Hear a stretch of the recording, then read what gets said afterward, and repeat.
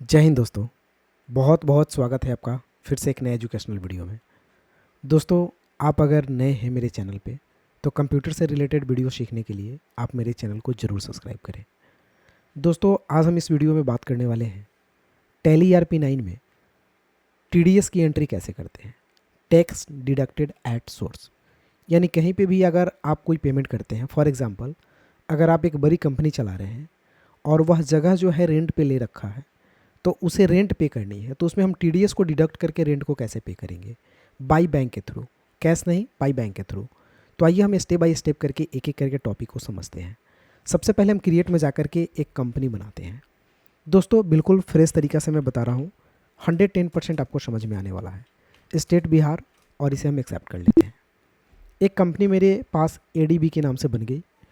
इस कंपनी का हम रेंट पे करेंगे TDS डिडक्ट करके। एक्चुअली में होता क्या है, रेंट पेमेंट से रिलेटेड TDS का जो क्राइटेरिया है वो है कि 2,40,000 से ज़्यादा अगर आप सालाना रेंट पे करते हैं तो आपको TDS को डिडक्ट करना है। ये आपकी लाइबिलिटी बनती है, आपकी कंपनी की लाइबिलिटी बनती है। इसके लिए आपको, तो दोस्तों मेरे पास एक कंपनी बन चुकी है। हमें TDS पे वर्क करने के लिए TDS को पहले यस करना होगा फीचर से। इसके लिए हमें F11 में जाना है। F11 में जाने के बाद यहाँ पे एक ऑप्शन दिखेगा आपको टैक्सेशन का, इस पर क्लिक करना है, इंटर करना है। यहाँ पे आपको enable tax deducted at source TDS का ऑप्शन दिखाई देगा। इस ऑप्शन को आपको यस करना है। सेट अल्टर TDS डिटेल्स को यस करना है। यस करने के बाद टैन नंबर आपसे पूछा जाएगा। जो टैन नंबर होता है आपके जो भी आपका जो पैन नंबर होता है उसी से रिलेटेड होता है, बीच में पैन नंबर और दोनों तरफ आपको टैन नंबर दिया जाता है जब आप अपना टैन रजिस्टर्ड कराएंगे। वो डाल लेना है। टैन अकाउंट नंबर एक आपको मिलेगा, उसे डाल लेना है। डिडक्टेड कंपनी आपको जो है कंपनी डाल लेना है, और ब्रांच या डिवीज़न जहाँ पे भी आपका ब्रांच है, जैसे पटना।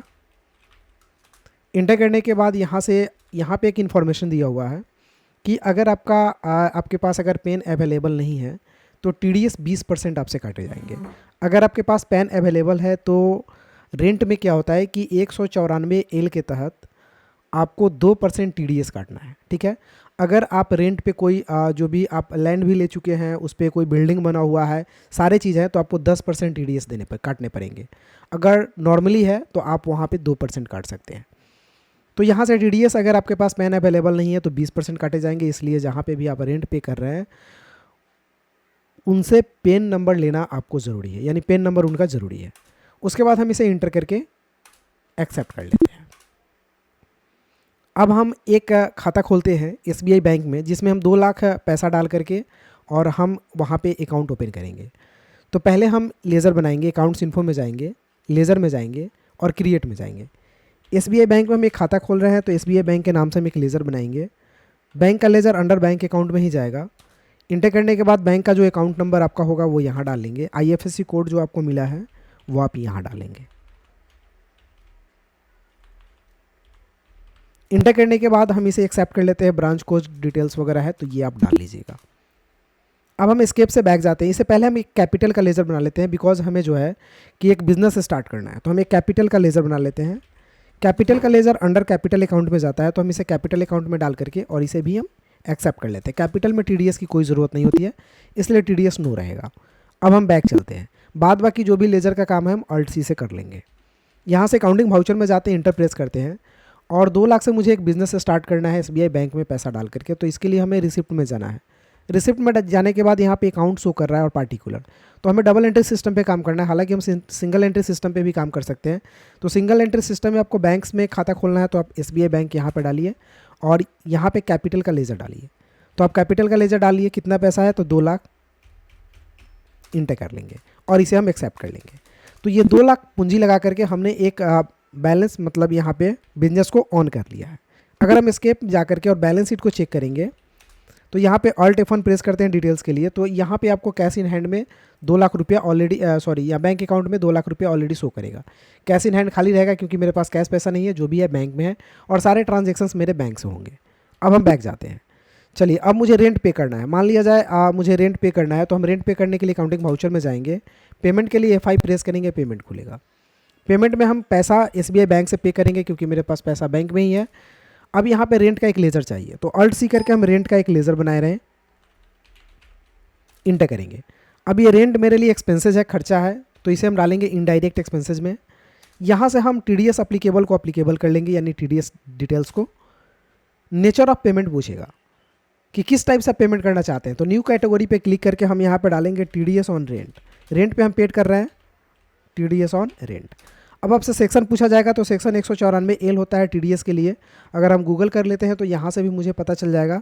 यहाँ पे हमें लिखना होता है TDS ऑन रेंट सेक्शन, तो यहाँ पे आपको बता दिए जाएंगे A194L, ठीक है, ये TDS का सेक्शन है।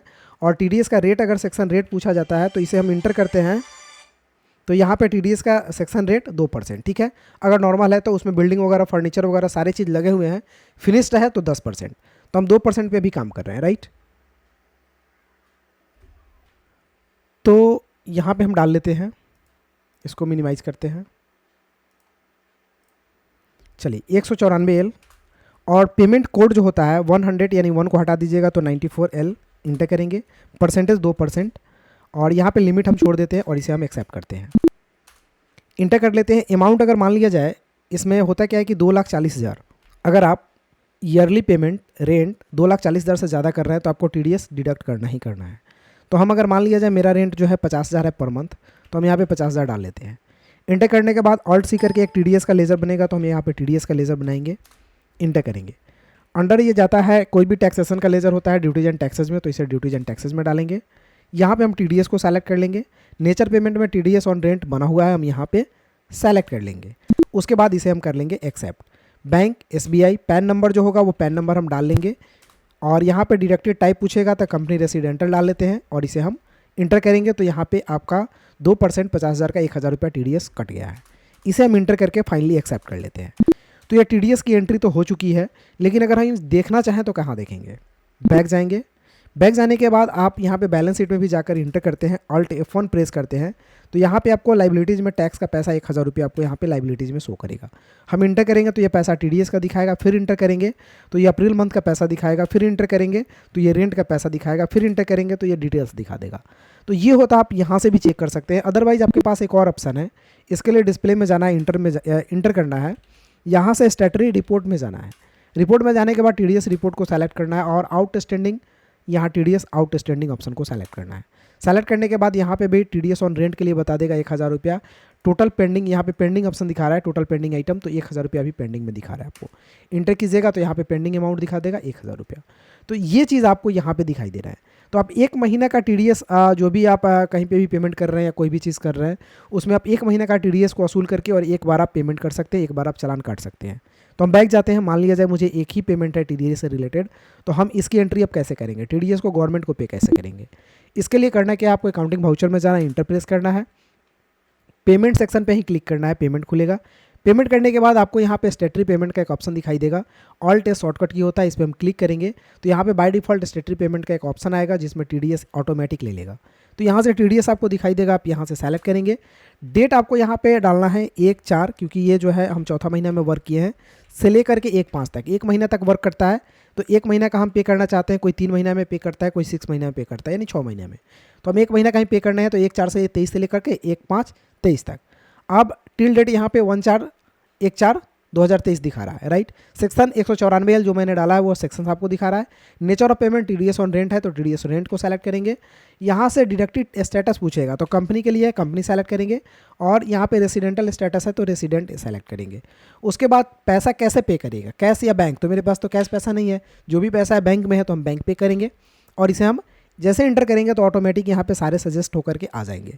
हम इंटर करके इसे एक्सेप्ट कर लेते हैं, तो ये पेमेंट आपके हो जाते हैं। अगर हम बैक जा करके दोनों जगह चेक करके आपको बताएंगे तो दोनों जगह नील बताएगा, ये पेमेंट हो चुका है। Alt F1 प्रेस करेंगे तो टैक्स लाइबिलिटीज़ में बिल्कुल 0 है।